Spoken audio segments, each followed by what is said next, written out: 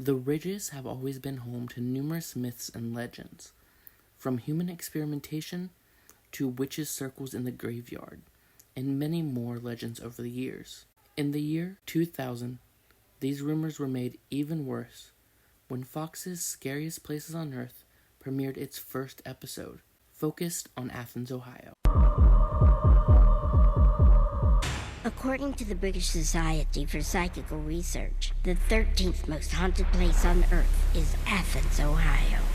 The episode, which was called Satan's Dormitory, focused on both Wilson Hall and the Ridges. The episode presented many things as facts that were either misconstrued or flat-out lies.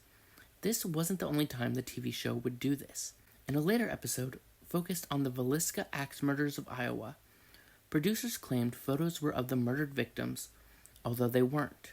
It was also later revealed that an interviewed citizen of the town was actually a paid actress, and the crew also created a fake historical newspaper for the sake of the show. In October of the same year, Ohio University offered a chance to tour the inside of the asylum late at night. They even advertised the event in local newspapers across Athens. This footage by Chris Rawlings may be the last remaining footage of that night. At the last minute, the university decided to cancel the event, citing an unanticipated amount of people showing up to the old asylum. They used police to disperse the crowd, and no one was allowed to tour the building. To this day, the university does not give inside tours of the building. Another prolific rumor of the asylum is that there is a series of tunnels running beneath the asylum connecting different buildings. When interviewing a former asylum employee who worked towards the end of its operating time, he claimed to know nothing about tunnels beneath the asylum, but instead did offer the fact that the asylum has a sub-basement, or a basement beneath the basement. However, many have claimed to see these tunnels firsthand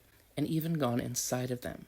However, I have been unable to verify that there are any tunnels underneath the asylum, or for that matter, that there is a sub-basement of the asylum, as none of the public plans show either of these structures.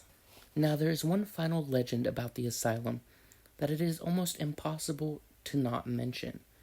It is probably the most infamous legend of the asylum. In 1978, a patient at the Athens Mental Health Center went missing. As the story goes, her dead body was found weeks later. It supposedly left a permanent stain in an abandoned office.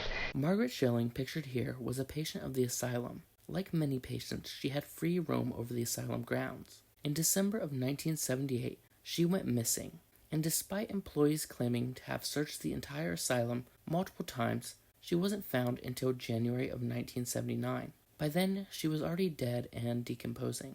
Legends say they found her naked, her clothes folded neatly on the windowsill behind her. After her body was removed, workers found it left a stain on the floor, and no matter how many times they attempted to clean it, it would not go away. Still today, the stain persists even as the building undergoes renovations. Photos have shown the university covering the stain with plexiglass to preserve it. There are many claims on how Margaret came to be locked in this room. Some claim that she didn't want to be found, or even that she was playing hide-and-seek with the nurses. However, none of these claims can be proven with facts. In 2018, when visiting the stain myself, I noticed how the door to the room she was found in locked from the outside, leading me to the conclusion she was accidentally locked into the room when the door shut behind her.